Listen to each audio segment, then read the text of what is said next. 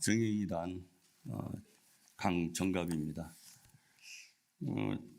경강 수행자로 경강 발표자로 정해졌다고 얘기를 들었을 때 기분이 좋았습니다. 왜냐하면 저는 경강이나 신앙성 수행담 발표자에서 군번으로 벗어났을 나이가 되지 않았나 생각을 했는데 아직도 젊더라고요. 몇 년 후에 다시 한번 꼭 부탁드리겠습니다. 제가 오늘 발표할 경강 제목은 상시 응용주의상 제1조 응용하는 데 온전한 생각으로 취사하기를 주의할 것이요입니다. 법을 생활에 적용하는 데 있어서 온전한 생각으로 합리적이고 지혜로운 생각으로 취사, 즉 취하고 버리고 결국 의사결정을 의미하는 거겠죠. 의사결정을 하도록 주의하라는 것입니다. 우리의 삶은 매일 무언가를 취사하는, 결정하는 과정이라고 해도 무방할 것입니다. 그 결정 하나하나가 모여서 하루가 되고 우리의 인생이 된다고 볼 수 있습니다. 결정 하나가 잘 되어 삶에 꼬인 실타리가 풀리기도 하고 많은 사람에게 은혜를 주기도 합니다. 반면 결정 하나가 잘못되어 자신과 많은 사람에게 불행과 해악을 끼치기도 합니다. 온전한 생각으로 취사하기를 주의하는 것은 우리의 삶을 행복으로 이끌어 낙원 생활로 가는 생활 속의 훈련이며 수행 방법으로 대종사님께서 내려준 삶의 지침이라 할 수 있겠습니다. 제1조에서 핵심 키워드는 온전한 생각입니다. 여기서 온전한 생각이란 사사로운 욕심, 감정, 편견에 끌려가지 않으며 이치와 사실에 맞게 나와 남, 현재와 미래를 함께 살리는 방향으로 분별하고 선택하는 생각을 말합니다. 함께 이루어온 방향을 고려하는 것을 말합니다. 불안, 분노, 질투, 욕심이 잔뜩 낀 상태가 아닌 마음이 맑은 상태에서 나온 생각 등을 의미합니다. 이러한 상태, 즉 감정에 끌려서, 욕심에 끌려서, 편견에 끌려서 결정하지 말고 마음의 주인이 되어 온전한 상태에서 취할 것과 버릴 것을 선택하는 데 주의하라는 것입니다. 이렇게 상시 응용주의상 제1조를 정리하고 나면 그리 어려울 것이 없는 것 아닌가 하는 생각이 들기도 합니다. 그러나 우리가 사는 세상을 둘러보면 온전한 생각으로 주의하여 취사하지 못함으로써 국가 간 전쟁도, 정파 간 정쟁도, 가정 내 다툼도, 자신의 정신적인 고통도 끊임없이 이어지고 있습니다. 진정으로 온전한 생각으로 취사가 이루어진다면 세상은 보다 평화롭고 보다 행복해질 수 있을 것이라고, 또한 개인의 삶도 그럴 것이라고 생각합니다. 그러면 어떻게 하면 온전한 생각을 제대로 취사할 수 있을까? 교법에 따르면 그 길은 정신수양으로 마음을 고요히 하고 사리연구로 사물의 이치를 깨닫고 작업치사로 이를 바르게 처리한다면 온전한 생각으로 취사하게 될 것입니다. 따라서 상시 응용주의상 제1조는 사막 공부를 통해 법을 실생활에 적용함으로써 부처님 신법을 우리 마음속에 자리 잡게 하자는 것으로 이해됩니다. 성가 89장 고락의 노래 제3절에는 불자야 그런 고락 오지 않도록 온전한 생각으로 취사를 라고 하고 있습니다. 온전한 생각으로 취사를 하게 되면 생활 속에서 그런 고락이 오지 않도록 하여 우리의 삶에 진정한 행복을 보장할 것입니다. 그럼에도 공부가 부족한 우리로서는 실제 생활에서 이를 응용함이 만만치 않다는 생각이 듭니다. 저는 46년을 공직에 있었습니다. 그리고 원불교를 다닌 지는 55년이 되었습니다. 저 자신을, 공직과 원불교를 빼고는 저 자신을 설명할 수가 없게 되었습니다. 이렇게 살아오면서 온전한 생각과 관련된 몇 가지 경험들을 말씀드리고자 합니다. 저는 1979년부터 공직에서 공무원으로 30년 일하고 2010년부터는 16년간 공기업 5곳을 맡아서 일해왔습니다. 그러다 금년 1월에 마지막으로 평택도시공사 공기업을 임기를 마치고 2월부터는 민간기업에서 사실은 좀 편안하게, 몸과 마음이 편안하게 이렇게 일하고 있습니다. 저는 공무원과 공기업에서 일하면서 꼭 가져야 할 기본은 애국심이라고 생각했습니다. 취사를 함에 있어서, 의사결정을 함에 있어서 공무원으로서는, 공직에 있는 사람으로서는 그 기본은 나라 사랑이어야 한다고 생각했습니다. 공기업 사장을 맡으면서는 어떤 때는 깜짝 놀랄 만한, 또 어떤 때는 기적 같은 경영 성과를 만들어냈습니다.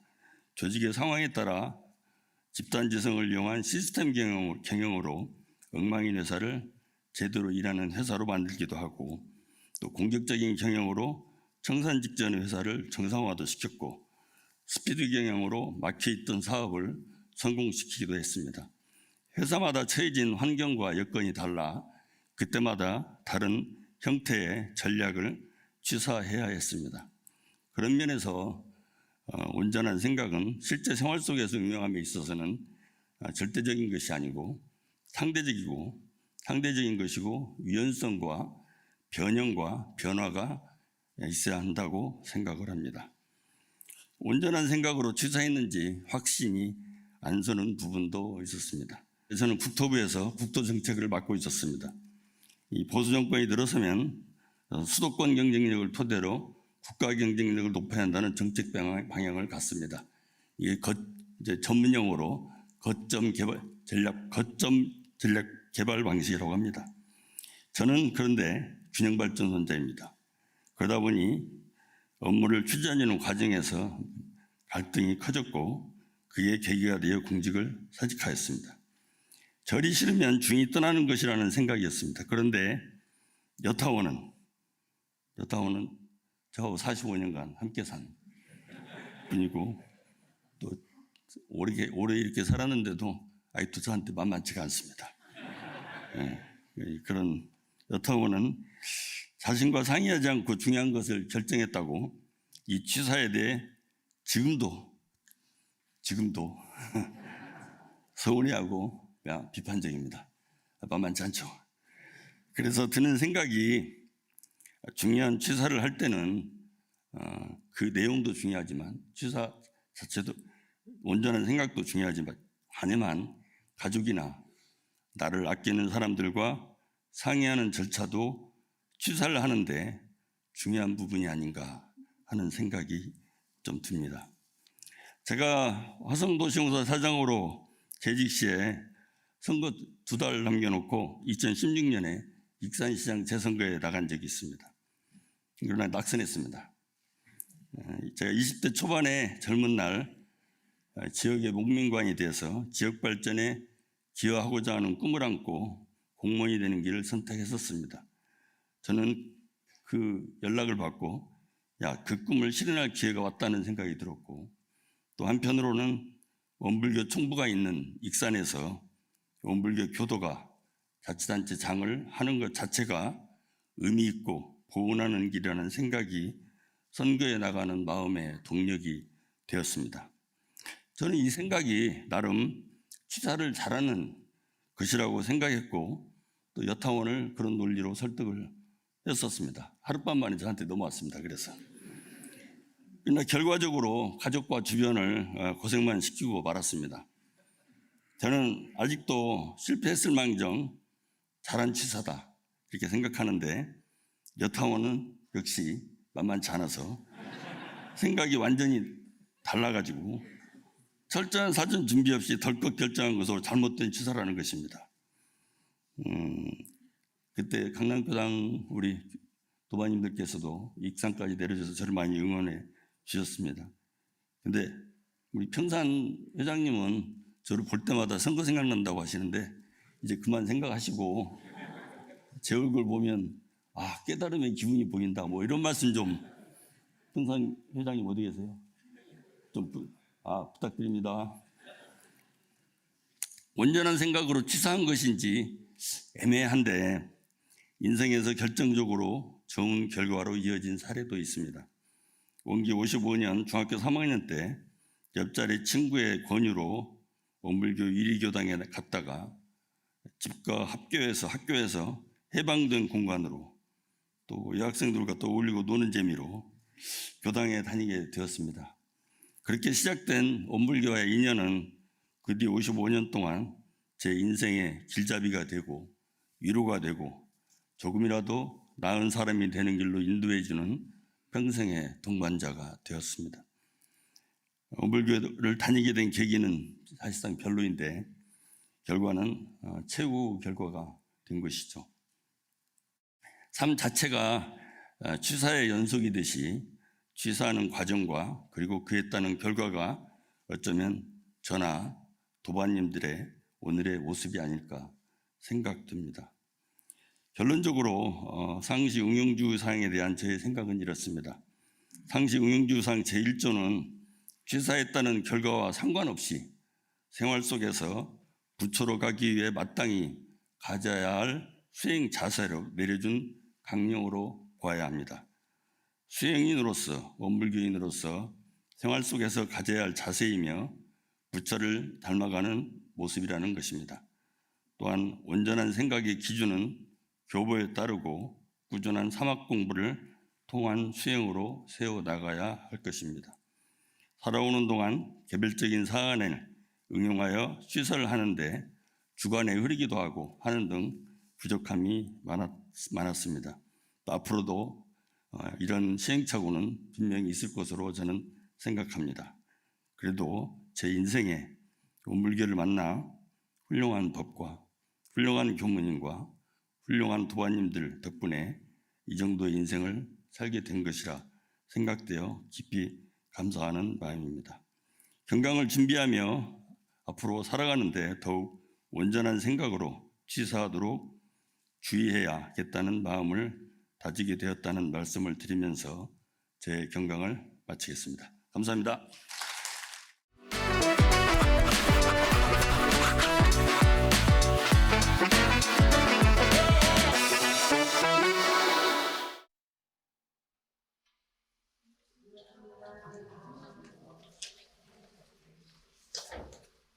안녕하세요. 16다 정성훈입니다.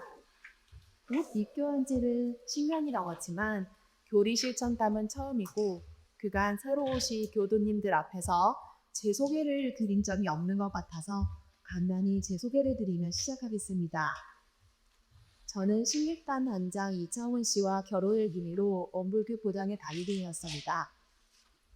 그 후 시어머니이신 시타원 박시연 교도님의 연원으로 입교하게 되었습니다.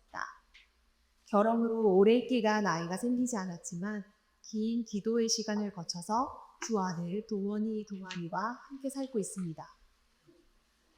27년간을 무교를 지내다가 원불교에 입교한 이후 마음 공부와 감사 생활이라는 개념을 접하며 저의 삶은 많이 달라졌습니다. 저의 삶의 방향을 바로 세워준 다평과 시타원님, 학자님께 깊은 감사의 마음을 전하고 싶습니다. 지금도 교리를 잘 안다고 말하기는 어렵지만 마음을 돌보느끼 좀 생겼다는 점에서 실생활에서 원불교에 입교한 이후 실생활에서 큰 도움을 받고 있습니다. 오늘은 제가 내 것이라는 마음, 집착하는 마음을 조금 내려놓고자 노력했던 세 가지 경험을 나누어 보려고 합니다. 첫 번째 이야기는 인간을 대한 차례입니다. 저는 출퇴근할 때 운전하는 시간을 좋아합니다. 자동차 안에서는 음악도 향기도 온도도 모두 제 마음대로 할 수 있습니다. 방해하는 사람도 없습니다. 자기 물건을 사다 달라고 하는 남편도 없고 밥을 달라고 외치는 아이도 없습니다. 가끔은 좋아하는 노래를 큰 소리로 따라 부르면서 하루의 긴장을 풀기도 합니다. 그런데 그렇게 편안하던 마음이 갑자기 바뀌는 순간이 있습니다. 바로 다른 차가 제 앞으로 끼어들 때입니다. 조금 전까지 기분 좋게 가고 있었는데 금세 마음이 불편해집니다. 마치 내가 가는 길, 내 앞에 도로가 오로지 나만을 위해 조비되었었던 것처럼 느껴집니다. 하지만 그 도로는 애초에 제 멋이 아니었습니다. 저는 그저 잠시 지나가는 사람일 뿐인데 어느 순간 그 길을 내가 소유한 것처럼 여기고 있었던 것입니다. 이러한 마음을 아파트 주차장에서도 이어집니다. 저희 아파트 지하 주차장에는 제가 마음속으로 편하게 느끼는 자리가 있습니다. 출입구와도 가깝고 비교적 넓어서 주차하기 수월한 자리입니다. 어느 날 퇴근 후 돌아왔는데 그 자리에 이미 다른 차가 주차되어 있었습니다. 그 순간 마치 내 자리를 빼앗긴 것 같은 마음이 들었습니다. 그런데 그 자리는 단 한 번도 제 것이었던 적이 없습니다. 그저 몇 번 편하게 이용했던 경험이 있었을 뿐인데 어느 순간 그 자리를 제 자리처럼 여기고 있었던 것입니다. 이 일을 겪으며 일상 속에서 얼마나 쉽게 내 것이라는 마음이 생겨나고 이것이 경계가 되는지 돌아보게 되었습니다. 그래서 요즘은 이런 마음이 올라올 때마다 또 집착하는 마음이 올라오르구나 라고 생각하고 알아차리려고 합니다. 일이 항상 내가 원하는 모습으로 부르마 적게 되지 않는다고 해도 애초에 내 것이 아니었다는 생각으로 마음을 돌아보려고 합니다. 두 번째 이야기는 건강에 대한 착입니다. 작년에는 어머님께서 많이 아프셨습니다. 암이라는 진단명을 들었을 때 마치 발빛이 푹 꺼지는 듯한 느낌이 아직도 생생합니다. 그리고 곧 억울해졌고 왜 이런 일이 생겼을까 하는 생각이 들었습니다. 병원을 알아보고 수술 날짜를 잡고 환유 커뮤니티에서도 정보를 찾아보는 과정에서도 마음 한편에서는 틈틈이 억울해하는 마음이 들었습니다. 하지만 종종 병원에 동행하면서 만났던 각자의 사정으로 병을 앓고 있던 남녀노소 많은 사람들을 보면서 제 마음도 좀 달라졌습니다. 어머니의 복강 극시 제가 소유할 수 있는 것은 아니었습니다. 누구의 건강도 당연한 것이 아니었습니다. 노력한다고 해서 완전히 지킬 수 있는 것도 아니고 간절히 원한다고 해서 계속 유지되는 것도 아니었습니다. 우리는 기의 시간 속에서 잠시 건강한 몸으로 머무르고 있을 뿐인데 저는 그 상태가 계속될 것이라고 착각하고 있었던 것 같습니다. 건강은 내가 만들어낸 결과라기보다는 잠시 허락된 상태에 가깝다는 생각이 들었습니다. 그래서 지금 이렇게 아프지 않은 몸으로 살아가고 있는 순간이 더욱 귀하게 느껴지고 특별히 좋은 일이 없어도 몸이 크게 아프지 않고 일상을 보낼 수 있는 평범한 나날들에 대해서 예전보다 더 감사한 마음이 듭니다. 세 번째 이야기는 자녀에 대한 착입니다. 요즘 가장 많이 마음 공부가 되는 부분은 바로 자녀 양육에 관한 것입니다. 격투기 선수 김동현 씨가 힘든 훈련 중에서도 당당하게 운동 많이 했다 라고 말하는 영상이 한동안 유행이었습니다. 저에게도 공부 많이 했다 라고 느끼게 되는 순간이 있는데 바로 큰아들 도원이의 양육 과정 중에서입니다. 도원이는 결혼 후 5년만에 맞이한 아이입니다. 결혼 후 오랜 기간 아이를 기다리던 중 당시 원남교단 교무님들께서도 자신의 서원을 이루고자 마음을 모아주셨습니다. 장차 큰일을 한 아이가 오기 위해 부모가 늘 줄기를 충분히 하게 되는 시간이라고도 말씀해 주셨습니다. 그리고 그 덕분이지 실제로 많은 인내를 배우게 하는 아이가 태어났습니다. 초등학생이 된 도원이는 요즘은 제 숙제를 해가지 않습니다. 숙제를 하라고 여러 번 이야기해도 쉽게 오지지 않습니다. 좋게 이야기해보고 기다려보고 다시 이야기해보고 이 과정 몇 시간 동안 반복됩니다. 답답한 마음에 숙제를 하지 않는 이유를 물어보았더니 선생님이 숙제를 내주긴 하셨지만 자기는 그에 동의한 적이 있다고 합니다. 말이 듣고 처음에는 당황스럽고 답답했습니다. 왜 이렇게 내 맘대로 되지 않을까 고민하던 중에 자식도 내가 소유한 존재는 아니구나 라는 생각이 들었습니다. 아이가 내 마음대로 되는 것이 오히려 더 이상한 일일 수도 있겠습니다. 저는 잘 키워야 한다는 마음에 어느 순간 아이의 생각과 행동 방식까지 통제하고 싶어 했던 것 같습니다. 그러나 저의 역할은 부모로서 방향을 제시하는 것까지이지 아이의 삶을 대신 살아주는 것은 애초에 가능하지도 않은 것이었습니다. 그래서 요즘은 필요한 지도는 하되 마지막 선택은 아이에게 남겨두는 연습을 해보고 있습니다. 물론 매일매일 쉽지는 않습니다. 그래도 광고 많이 된다라고 생각하면서 조금 떨어져 바라보려고 하고 있습니다. 돌이켜보면 저는 그동안 많은 것들을 내 것이라고 착각하면서 살아왔던 것 같습니다. 내 공간, 내 것감, 내 가족. 하지만 그중 어느 하나라도 내가 완전히 소유할 수 있는 것은 없고 잠시 인연으로 맡겨져서 돌보고 있는 것들이라는 생각이 들었습니다. 앞으로는 이 모든 인연이 제게 맡겨진 공부의 자리라는 마음으로 잠시 못 부르고 돌볼 수 있는 소명에 더욱 감사하며 살아보려고 합니다. 경청해 주셔서 감사합니다.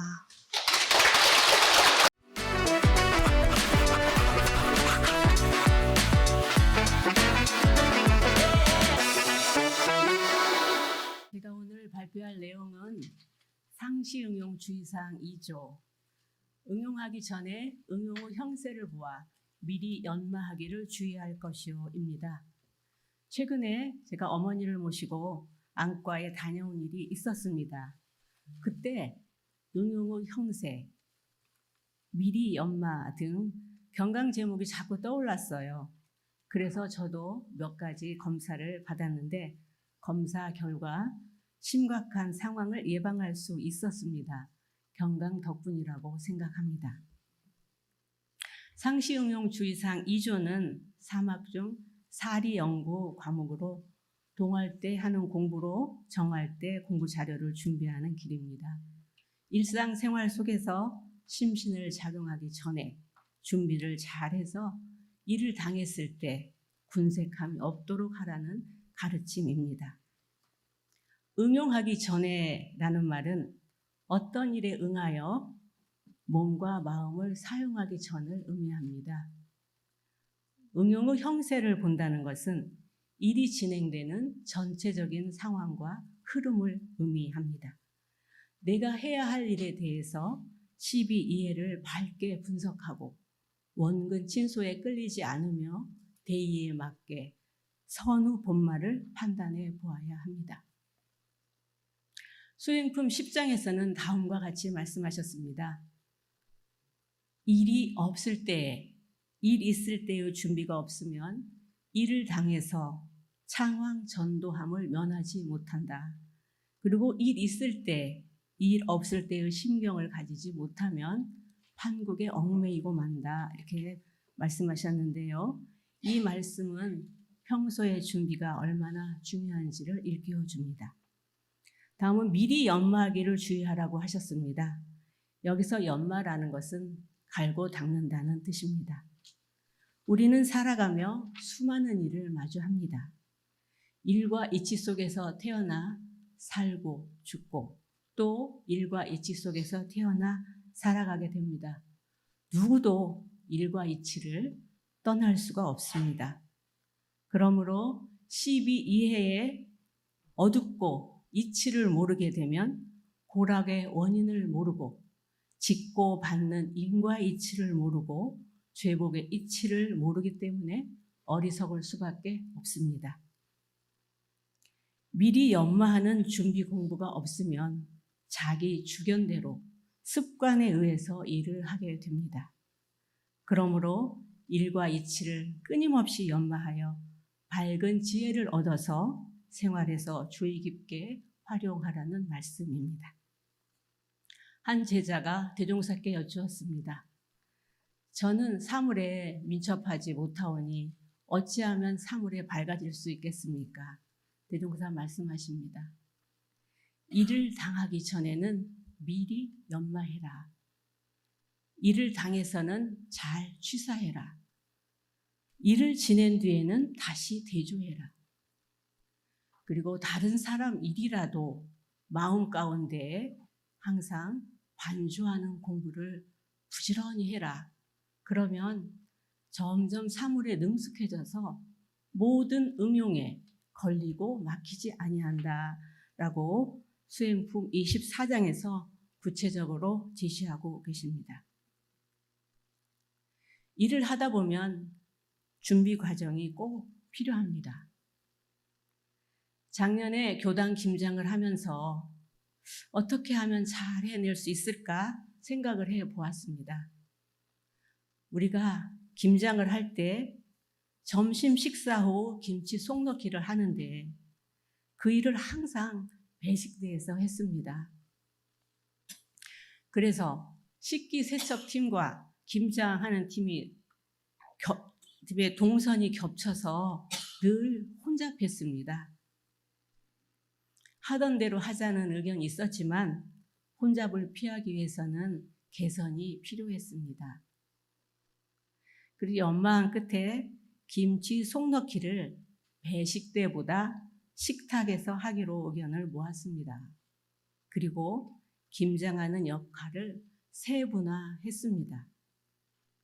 일하는 방식의 차이였지만 식기세척팀과 김장팀 동선이 겹치지 않았고 혼잡한 가운데 분명한 질서가 있어서 빠르고 수월하게 마칠 수 있었습니다. 그리고 우리가 미리 연마해서 준비해야 할 큰 일이 있는데 바로 생과 사입니다. 나이가 40이 되면 죽어가는 보따리를 챙겨야 한다고 하셨는데 저는 그 나이가 지나도 한참 지나 있습니다. 수도인이 구하는 바는 마음의 자유를 얻고 생사를 초월하고 죄복을 임의로 하는 것이라고 유언품에 밝히셨는데 나는 과연 어디쯤 와 있는가? 이번 경강을 준비하면서 스스로 점검하는 계기가 되었습니다. 교도님들은 지금 죽음의 보따리를 얼마나 연마하고 계십니까? 네, 이상으로 응용하기 전에 응용 후 형세를 보아 미리 연마하기를 주의하라는 상시응용 주의사항 2조에 대한 말씀을 마치겠습니다. 감사합니다.